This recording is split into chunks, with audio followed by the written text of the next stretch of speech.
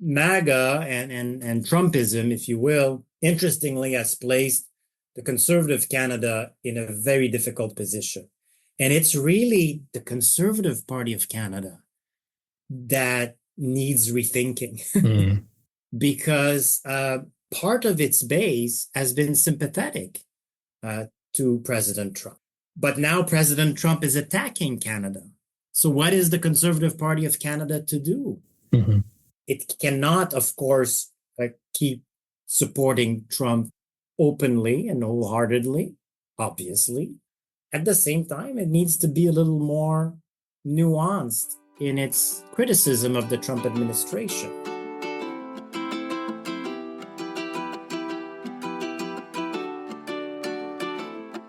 Welcome to Deep Dive with me, Sean C. Fettig. On April 28th, Canadians will head to the polls in a snap election called by their new Prime Minister, Mark Carney, who's facing off against Conservative leader Pierre Poilievre.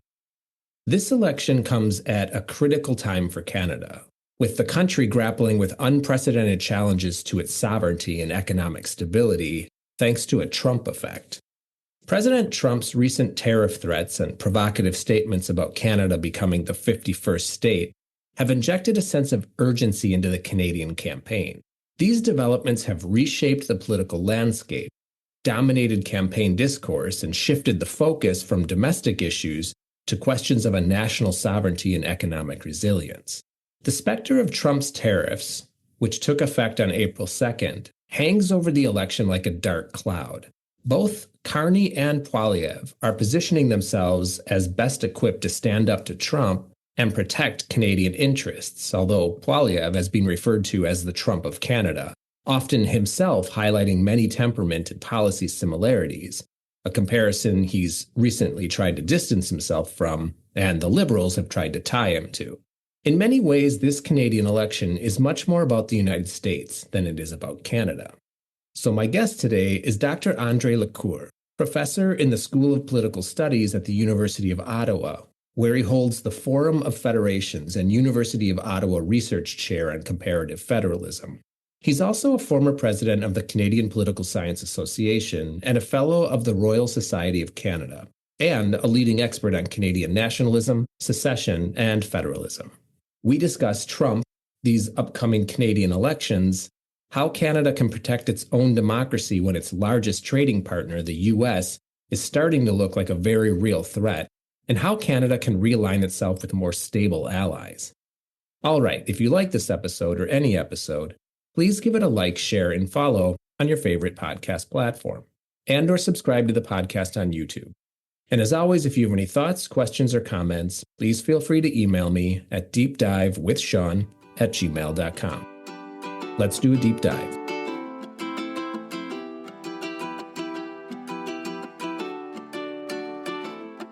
Dr. Lecours, thanks for being here. How are you? I'm very well. How are you, Sean? I'm, all things considered, I'm doing all right. All right.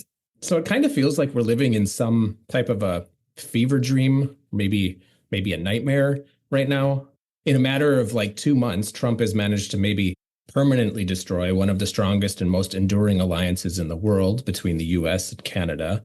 And all signs suggest it will only get worse over time. Among other things, Trump has threatened to make Canada the 51st state and has ignited a trade war that will probably cause severe pain on both sides of the border. And then amidst all of that, Canada is holding federal elections. So maybe we should start there. How do you think Trump is influencing your elections right now? Well, he's been the single most important person in these elections. You know, if we go back 6 months, we had a federal Liberal government led by Prime Minister Trudeau, who seemed to be on its way out very clearly. So the projection then was a conservative majority government to happen at the next federal elections. And nobody, including me, gave the Liberal Party of Canada any chance to form the next federal government in Canada. Why? Because of a variety of reasons. The impopularity of Prime Minister Trudeau. We have I think it's fair to say, a housing crisis here. The Liberal government is 10 years old, so it's a little bit, long in the tooth. So there was a clear projection for a conservative federal government in Canada. Then enters President Trump, first as a candidate in the last few months and weeks of the US campaign, then as president designate, and now as president. There's been this march towards tariffs, which he, lauded when he was a presidential candidate, and which he has since now, implemented somewhat, we would say, as policy. And this alone is a fundamental threat to Canada's economy because of the integrated nature of the economies of the United States and Canada, linked to free trade agreements reaching back to the 1980s. So there's many jobs and levels of economic growth at stake with tariff policies. And then, of course, came the reference to Canada as the 51st state of the United States Federation, which were first presented by Canadian politicians as a joke when Prime Minister Trudeau went to Mar-a-Lago with some of his ministers to meet with the then president-designate Trump. But repeated such references since have led Canadian politicians to articulate very clearly to Canadians that this reference is in fact not a joke, and that this is what President Trump wants. So in that context, the Canadian federal election, which was, most likely going to be run on domestic issues, right? Housing, cost of living, policies, the carbon tax, for example, are now fought mostly over the future of the relationship with the United States, and more specifically, who of the two main party leaders, Mark Carney, the new leader of the Liberal Party of Canada and the current Prime Minister, and Pierre Poilievre, the leader of the Conservative Party of Canada, who between these two men is best positioned to handle, if you will, or manage or deal with President Trump, and to really redesign, reconfigure the relationship with the United States and the broader spectrum of Canada's trade policy, if you will, and international alliances. So this is where we're at, and it's very unusual in Canada to have an election that's focused and whose kind of ballot question is of an international nature. Hasn't happened really since 1988, when the then conservative government under Prime Minister Mulroney made the free trade with the United States really the ballot question. So we're in that position right now. And interestingly, the changes in circumstances have provided a major advantage to the Liberal Party of Canada, because for all kinds of reasons, Canadians right now tend to see the current government, which again, we thought was long in the tooth, with a new prime minister, for sure, to be the best option for managing the relationship with President Trump and the United States. So there is this dynamic that you're touching on a little bit as it relates to how other parties, both domestic to the United States, but also international, respond or benefit from a Trump presidency. So in the United States, all signs suggest that Democrats will benefit from a Trump presidency because there will be such a massive backlash. And I think we're seeing that kind of playing out. You mentioned the Liberal Party benefiting in Canada to some degree from the Trump presidency. We're also seeing some of that happening in Europe, some European countries as well. But it brings up an interesting question, which is, at the same time, Democrats aren't actually in the United States really presenting an alternative vision for the future of the United States. But it feels like this might be short-lived, in that the support for the liberal parties is more of an anti-Trump reaction than it is support for any policies. And I wonder if that has a short time frame in which liberal parties or progressives need to actually identify some type of a workable agenda. Yeah, well, first of all, I mean, the term liberal, in politics outside the United States means something quite different than in the U.S., right? Mm-hmm. Liberal in the U.S. is someone who's, left of center, social democrat, if you will. The Liberal Party of Canada is a different type of political animal, right? It's the party that's governed Canada the most. It's really alternates between center left and center right, but this is in the Canadian context, right? So center right in the Canadian context is probably still on the left in the US.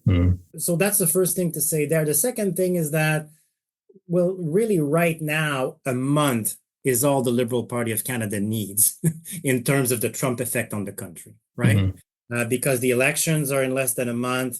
And if the Liberals can form a majority government after these elections, well, it would be the most spectacular comeback in Canadian political history. Let's just put it that way. And with a majority government, of course, then they can implement whatever agenda they want, pretty much. And that agenda will be about, making Canada more self-reliant. I think Prime Minister Carney has been clear on that. He has said that the United States is no longer a reliable ally, that Canada needs to be more self-reliant, and that it needs to find other reliable allies. And when he became, Prime Minister a couple of weeks ago, the first thing he did was go to France and go to the United Kingdom. So I think that was highly symbolical of what I think his government, were it to be formed again after the next elections, would want to do. So, MAGA and Trumpism, if you will, interestingly has placed the conservative Canada in a very difficult position. And it's really the Conservative Party of Canada that needs rethinking because part of its base has been sympathetic to President Trump. But now President Trump is attacking Canada. So what is the Conservative Party of Canada to do? It cannot, of course, keep supporting Trump openly and wholeheartedly, obviously.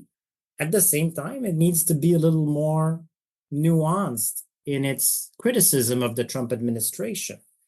And so the Conservatives here have had a hard time walking this line. They've attempted, in fact, to run the type of electoral campaign that they had planned to all along, against Justin Trudeau, who's gone, against the carbon tax, which Prime Minister Carney said he was going to abolish, against all of these things that are no longer there. Because the dynamic with the Trump administration is difficult with the Conservative Party of Canada. It's hard to know what to say that the Liberals aren't already saying, especially considering that, as I said, part of its base, especially in a couple of Western provinces Alberta and Saskatchewan, has some sympathy for the Trump administration. Yeah, I guess what I'm saying is it's actually the Conservative Party of Canada that the Trump administration is forcing into a redefinition of sorts, and that's highly surprising at first sight. There's another knock-on effect of Trumpism and the MAGA movement in the global order that I think is worth paying some attention to. So Trump's argument is that, he's making America great again, and that this posturing and this approach that he's taking, especially with our allies, is actually all in pursuit of making the United States stronger on the global stage. And yet, what I fear and what I think is more likely to happen is that the global order could very much shift as a result of Trumpism. However, that global order will realign itself in a way that excludes the United States, which I think will be painful for the world because of the somewhat hegemonic role that the United States plays on the global stage. But that ultimately we've already passed a Rubicon in which other countries are going to have to wrestle with, or maybe are beginning to realize that the United States is not a trustworthy and good actor on the global stage. I wonder if you think that's potentially true, but also what do you think Canada's role would or could be in a realignment or restructuring of the global order? Yeah, well, I think that conclusion certainly is the one that's been reached by Canadian politicians, right? That Canada, of course, has a middle power exercising almost exclusively, of course, soft power, has benefited from an international order based on norms. And the idea here is that that order is gone, right? That we're entering into something new. And especially for Canada, what that means, of course, is that there's new concerns about not only the economic relations with the US, but also security. Right? It's no secret that Canada is heavily dependent on the United States for its security. And President Trump has made it abundantly clear that that's kind of essentially a benefit that Canada could now only enjoy if it were to become the 51st state, just like it could only enjoy the absence of tariffs if it became the 51st state. So I think that's the new reality. Now, what can Canada do? Again, in the immediate term, what we're going to see is most likely is an increase in defense spending. Mm-hmm. So again, this idea of becoming more self-reliant, which is something that, had never been important in Canadian politics because, and there, President Trump is right, because both Canadian politicians and Canadian citizens always felt that, well, as a member of NATO and a neighbor of the United States, if Canada were to be attacked, it would be defended by the US. Now this is highly uncertain, so there needs to be some more self-reliance on the one hand, and on the other hand, there needs to be a search for security partners, and candidates here are not obvious, right, because of geography, essentially. Mm-hmm. So I think in the context of this search, Canada is going to look to strengthen its ties with European Union countries as well as the United Kingdom. But, at the end of the day, Sean, I think Canada is prisoner to a large extent of its geography. This relationship from a Canadian perspective with the United States is unavoidable. Mm-hmm. We share this longest border in the world. The economies are highly integrated. The security apparatus is also highly integrated. The intelligence apparatus is integrated. And while the US can survive without huge problems, most likely, certainly with small problems, I think, but probably without huge problems when all these kind of partnerships disintegrate, this is not the case for Canada. So, while Canadian politicians are looking for more self-reliance and more reliable partners, I think it's also crucial that they look to maybe not salvage, but to, in a sense, salvage the United States with the relationship with the US, right? They need to look to restructure it, to make it work in a different way. And Prime Minister Carney has said this many times. We're not going back to how things were, but Canada needs to go towards something that will work in terms of the relationship with the US. I mean, Canada can't just pretend that the United States isn't there. I mean, that's not a feasible or likely or desirable option for Canada. So one of the things that worries me, if we're looking into the future here under a Trump presidency, and I think this is directly out of a Trump playbook, is that he likes to rattle the sabers. And then when people react, he frames that as a sign of aggression and then justifies whatever further action he plans to take. And so in the context of Canada, my fear is that as Canada invests more money in its defense, as Canada builds stronger alliances across the Atlantic, that is all as a result of some of the threats and actions taken by Donald Trump, that Trump will then turn around and say that those actions that Canada is taking are actually proactive security threats to the United States, and then use that as some type of a pretext for whatever he plans to do next. I wonder if you think that I'm being histrionic in thinking that, or if you think there might be some substance to that. No, I think you are taking it a little bit too far. So, I mean, we've already seen those kind of accusations from President Trump. You know, he's called Canada like a nasty country to deal with many, many times, which of course came as a shock for Canadians because Canadians certainly don't think of themselves as nasty. And you know, my sense on the Trump presidency is that, you know, at some point this strange kind of obsession with Canada will fade, and that other things around the world will capture President Trump's attention more than Canada. And like I said, the extent to which Canada can find new partners and can really become self-reliant is limited. So I cannot see the type of move on the part of Canada that would create, you know, the type of backlash that you describe in the US and even in the Trump administration. Here, politically, here in Canada, I think it's important that, you know, our leaders share this message that, you know, we can't go back to the relationship that once was in all likelihood. And some people think it's possible, right? I mean, I guess it all depends if MAGA is here to stay or not. I mean, we can come back on that. And you know, is President Trump? Well, first of all, I guess is he going to stay for an attempted third term? You know, is he gonna if and when he leaves? Will MAGA remain and perhaps JD Vance or someone else close to President Trump become president, and in which case, you know, we could have this type of fractured relationship endure. But there's also a chance, of course, that there's a change in administration in the US in 4 years. And while this might not trigger a return to the relationship that once was, it might take the relationship between two countries in a different place than where it's now.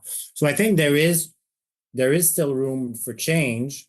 And I think overall, of course, that's the preferable option for Canadians, right? To have in the US, not only a neighbor, but a partner, an ally, a friend, because I think most Canadians have thought historically of Americans as their friends, to have that type of relationship with the US. So one of the superpowers I think that Trump has, and the way that he's been able to amass so much influence and power in the United States, and then I suppose by extension on the global stage, is that he's found the vulnerabilities within American politics domestically and also within American social and cultural life that he's been able to exploit, weaknesses that he's been able to exploit, I guess, somewhat deftly in retrospect to, you know, presidential ends. Every country has its own, you know, vulnerabilities in its structure and also within its society and its cultural life. Canada is no exception to this. So Canada does have a federal structure that is designed to accommodate some regional identities, and I'm thinking specifically of Quebec, that have been a source of internal tension for a while. So we've talked a little bit about how the Trump presidency, at least in the short term, could be going a long way to firming up Canadian unity. But I'm concerned about the opposite. If Trump is providing, in a way, almost like a roadmap for any politician that's interested in exploiting vulnerabilities within their own system, if he's providing a roadmap to perhaps Canadian politicians or Canadian leaders or Canadian figures that are also interested in power and could learn from Trump how to exploit those vulnerabilities and what that might look like. Right. Well, so I mean, essentially, what you're asking is what are the odds of, you know, Canada going down the slope of democratic backsliding, which is the question that I guess I get most often.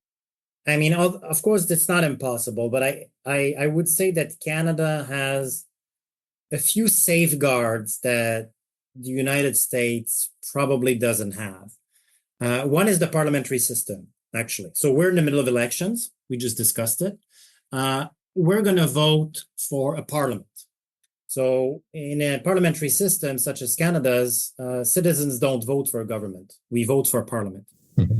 And then parliament chooses government. which means that government requires the confidence of, here in Canada, the House of Commons to govern, which means also that when this confidence is withdrawn, the government falls.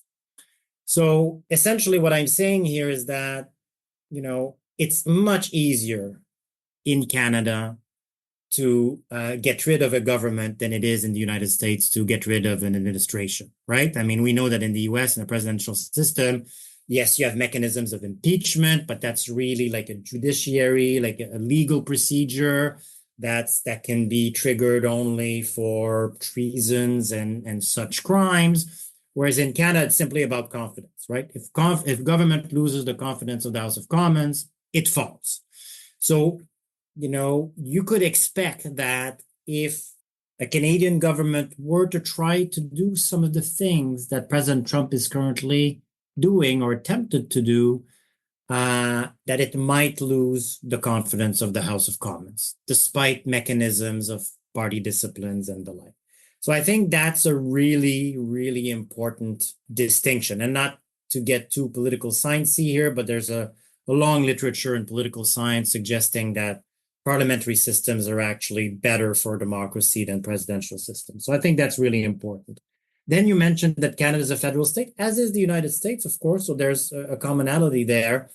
But the Canadian Federation is much more decentralized than the American Federation.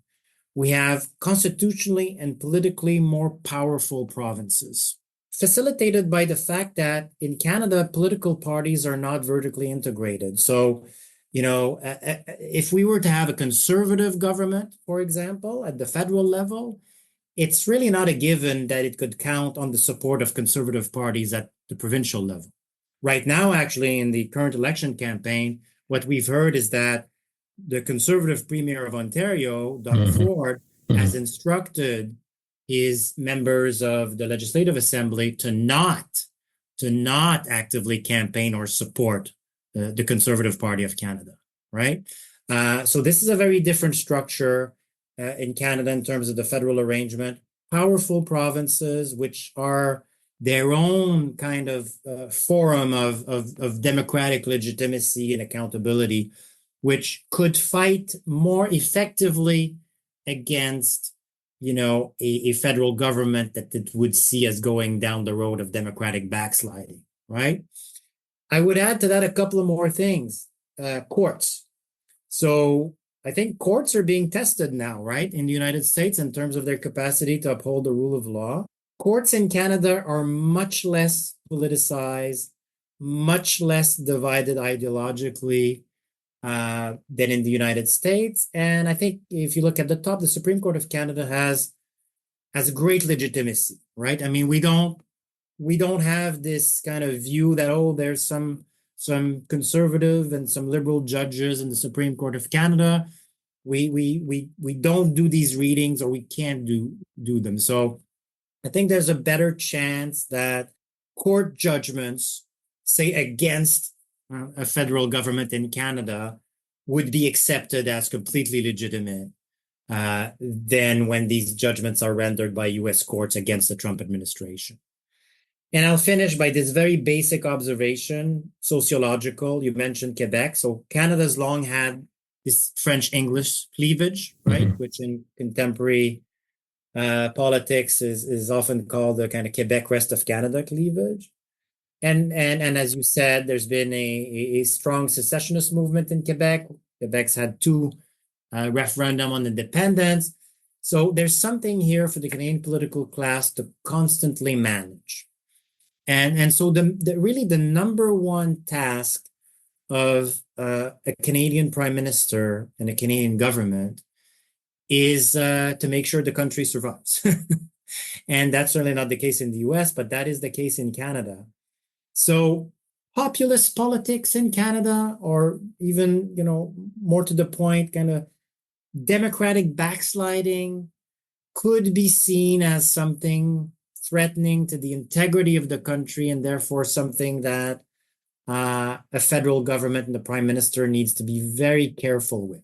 I think it's pretty clear that no Canadian prime minister wants to be the one that triggered or oversaw the disintegration of the country. So the Canadian political class has to exercise a degree of prudence that is not necessary, in most other countries, including in the United States, countries whose continued existence is really not in peril.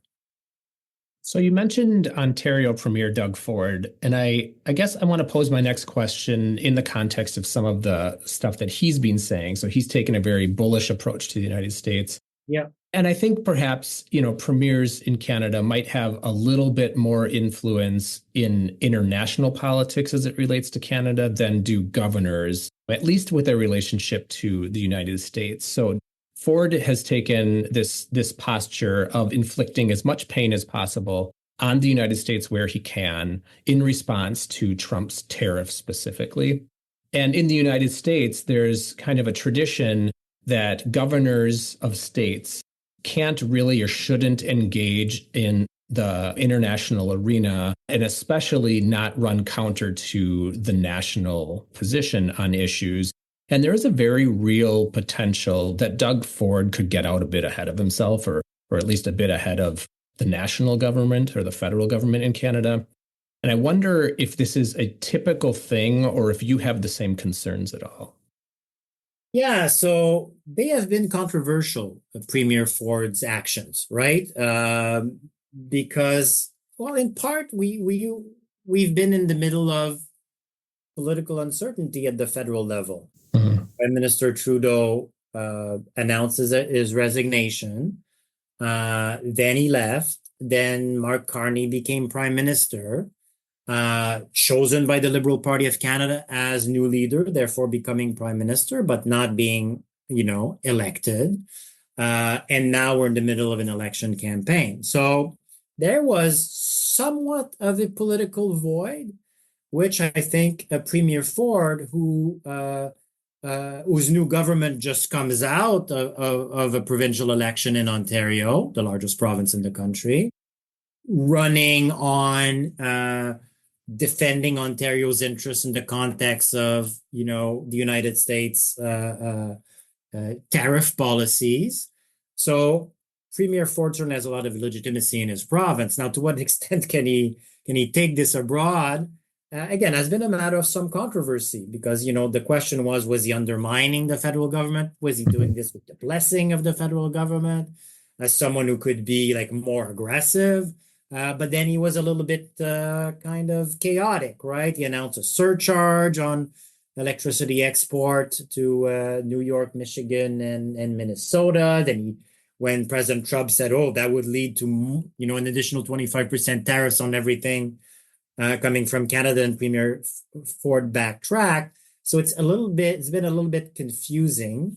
Now you're right that Canadian provinces have typically gone abroad more than U.S. states, at least more in a more overtly political way. Mm-hmm. That's something that in the political science literature is called paradiplomacy, right? Parallel diplomacy. And in some cases, mostly with respect to Quebec, sometimes taking positions that were not, really federal positions, were not government of Canada positions. But again, that's a Canadian reality. We have powerful provinces, which for now are quite united, actually. Mm-hmm. It's something hard to do in Canada because provinces have different economies, different sociologies, and so on and so forth. But now there's been a real kind of rally around the flag effect, if you will, that you find amongst provincial leadership and Canadians in general, for that matter, which means that the Canadian response to President Trump's tariffs and other insinuations has come from a variety of political actors, right? Most importantly, the government of Canada, of course, the federal government, but also provincial premiers. So I think that's the profoundly federal nature of Canada here coming through in response to this crisis. This is going to be a pretty broad question, so I'll leave it to you to determine how you want to respond. But given kind of your experience and your research and your work, how would you advise Canada to, I suppose, navigate this situation right now as successfully as possible? I think it's, hope for the best, but prepare for the worst, right? So I think you do prepare as if this relationship with the US will never be the way it once was. I think you do have to do that. You do have to encourage Canadians to buy Canadians, buy Canadian products, right? Which politicians have been doing. You do have to, I think, design an industrial policy that doesn't take free trade for granted, right? Everything that Canadian governments have done over the last several decades has been in the context of free trade, right? I mean, free trade because it was viewed by economists as being mutually beneficial, still is viewed that way, except for, I guess, the few economists that advise President Trump. Free trade was seen as something that would not be questioned by certainly by any advanced, industrialized kind of liberal, democratic, market-oriented states. But now it is. And so I think Canadian governments, both federal and in the provinces, have to kind of see beyond this free trade paradigm, not to revert back to protectionism, of course, but to find different partners. Again, difficult because of the geography and a host of other factors, but I think that's something that they have to do. But at the same time, as I've said, the relationship with the US is necessary. It's unavoidable and necessary. And I think there needs to be some patching up to do, even starting with the Trump administration here that's going to be in place for the next several years. So Canadian politicians have to, quote unquote, be strong. So presumably you can't let tariffs be imposed by your neighbor without imposing tariffs of your own, right? It's hard politically to just let tariffs be and not impose your own. So I think that's part of what needs to be done here. But at the same time, there needs to be a conversation on how this relationship goes forward. Here, I think the change in prime ministership is helping Canada. And whether Mr. Carney or Mr. Poilievre is prime minister in a month, I think that person and his government needs to make sure that there can be some type of workable relationship with the United States. Workable economically, workable politically, workable with respect to security. I don't quite know how this is done, frankly, because as you know, it's difficult to deal with the Trump administration. I think Canadian politicians and interest groups and different voices have stressed how beneficial for both countries this relationship is, and I think that needs to continue to be done. And of course, we're small and the United States is big. So at the end of the day, we're in a way not at the mercy, but we certainly don't control everything if most that's going on. So in short, I think becoming more self-reliant, finding reliable partners, but also finding ways to make the relationship with the United States work, even though it could look different than how it's looked in the past. One of the things that I've been thinking about a lot lately is it's easy to, I suppose, look retrospectively and cast aspersions and to criticize. But I do wonder if we're living through a period of time right now in global history in which we could take a very important lesson, and that is that in building our alliances and relationships and developing our trade deals, et cetera, that we, and by we I mean the global community and individual nation states, take much more seriously the potential that any one actor with too much power cannot be relied upon solely built out of something like trust. And I do feel like what's happened is that the United States, that a lot of trust was given to the goodwill of the United States government in the past that allowed it to amass so much power and influence that to disentangle that is going to be very painful for the entire world. Yeah, Mon, I think you're right. I think there was always the image, certainly from Canada. I mean, I don't want to speak for any other country, and I know the view of the United States from elsewhere in the world can be radically different. Mm-hmm. But it's clear that from Canada, the United States was always this benevolent power. At the same time, I think Canadians have always understood also that, as former Prime Minister Pierre Trudeau said, when you sleep with an elephant, when the elephant sneezes, I'm paraphrasing here, but you're going to feel it, right? The elephant moves, you're going to feel it. The elephant sneezes, you can catch a cold. Again, we're in a sense, quote unquote, prisoner of our geography.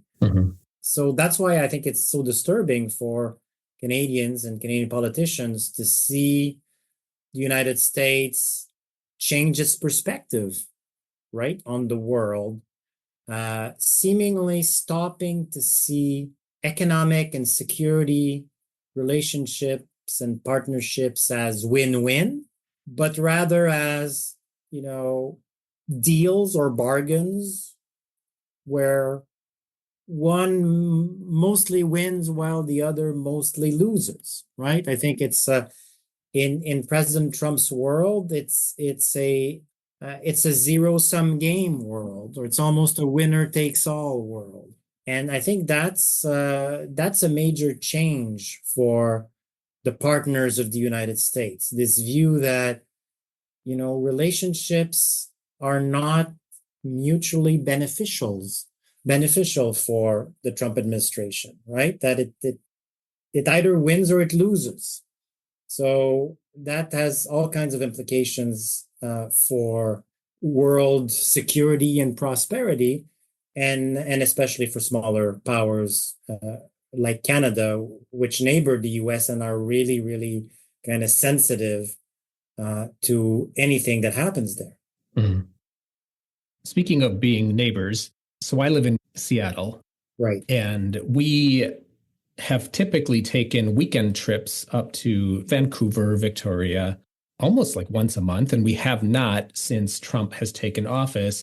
In part, the reason is because I feel like I'm starting to realize what it must have felt like, or it must feel like, to be Russian or maybe Israeli, right, in certain areas of the world these days. And I'm not going to lie, I'm a little worried that we're going to get an aggressive response if we cross the border, that people will not be happy to see us. And I guess I wonder what your sense is, if Canadians are looking at this as a U.S. government issue, or if they are extending this to the American people. That's a good question. I don't think I've seen like polling data on that, but I think anecdotally, I would say that Canadians are able to distinguish between the U.S. government and Americans. And that's something that Premier Ford has done really well, I think. He's been very present on U.S. media, as you know. He said repeatedly that he loves Americans, but that he disagrees with the current administration. So, again, that's something that has changed. You might know that many Canadians have decided to, not travel to the United States for the foreseeable future. I don't know how it's going from the United States to Canada. I really do not think that Americans need to worry about a rude reception by Canadians, because, again, as I said, I think Canadians are making the distinction between the policy and approach of their federal government and what Americans think. But, maybe I'm wrong here. I'm not going on any kind of survey data, and I haven't extensively questioned my compatriots on this issue. But my strong sense is that, to put it simply, you could most likely travel to Vancouver and Victoria and feel quite comfortable even, announcing you are American. But perhaps you'll just have to actually do the trip and let me know how it goes. Okay. Final question. Are you ready for it? Yeah. What's something interesting you've been reading, watching, listening to, or doing lately? And it doesn't have to be related to this topic, but it can be.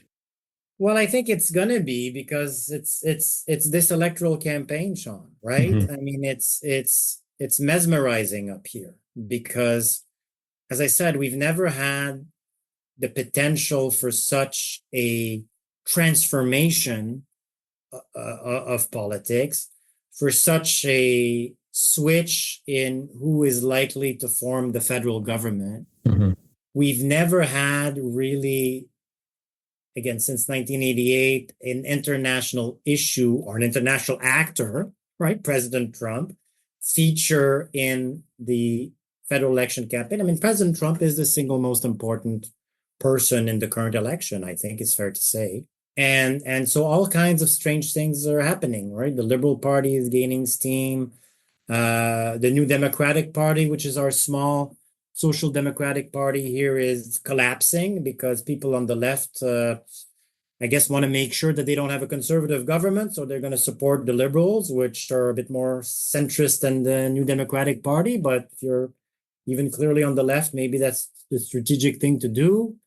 The Bloc Québécois, which is a Quebec-only party that supports the independence of the province and operates at the federal level, is also trying to find a way to, articulate a coherent discourse. So it needs to kind of be not overly undermine this kind of Canadian front, but at the same time explain that there's particular and peculiar Quebec interests there that are at play in these negotiations that can only be defended by a Quebec-only party. So, and that part is, as a Quebecer myself, is really interesting because, I think there's a structural challenge coming here for the Quebec independence movement, which is that, in the 95 referendum, for example, which yielded almost a majority in favor of independence, the counter argument by supporters of independence against those who said that the province would be left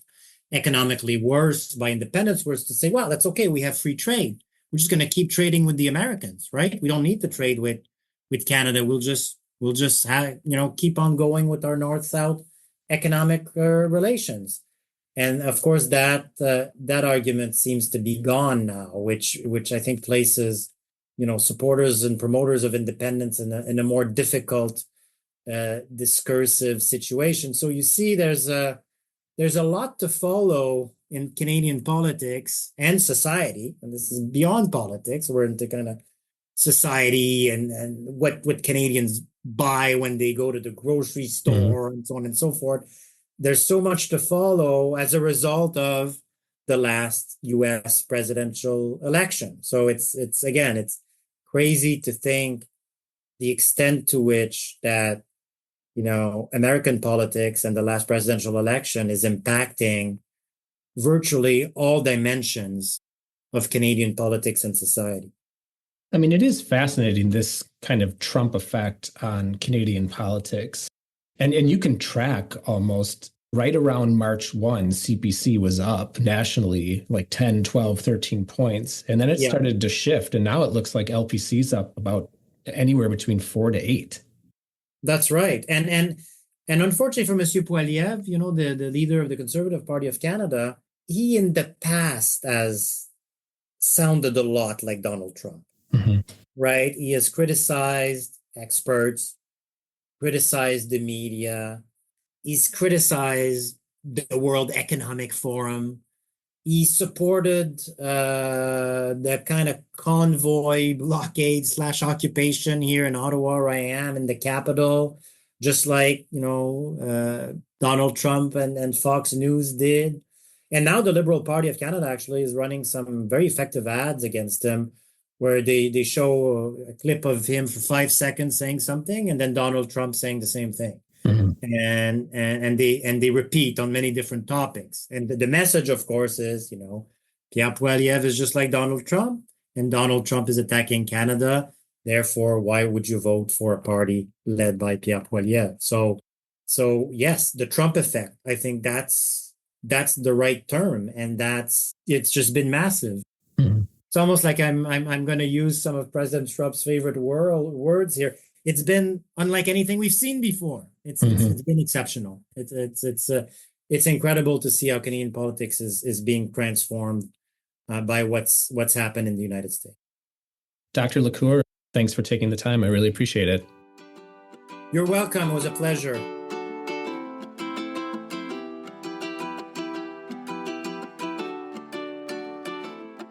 It's clear that the 2025 Canadian election is going to be unlike any other in recent memory. The interplay between domestic politics and international pressures has created a uniquely charged atmosphere, as the Trump effect upends what seems like a foregone conclusion to these April elections in Canada, where up until very recently, the Conservatives were overwhelmingly expected to sweep. It may be that the more conservative control that Trump wields in the United States, the better Liberal parties do in other countries, with the first bellwether being Canada. Whether Canada emerges from this election with a renewed sense of national identity or faces further challenges to its sovereignty remains to be seen. What's certain, though, is that the outcome will have far-reaching consequences not just for Canada, but for North American relations and the global order as a whole. All right, check back next week for another episode of Deep Dive. Chat soon, folks.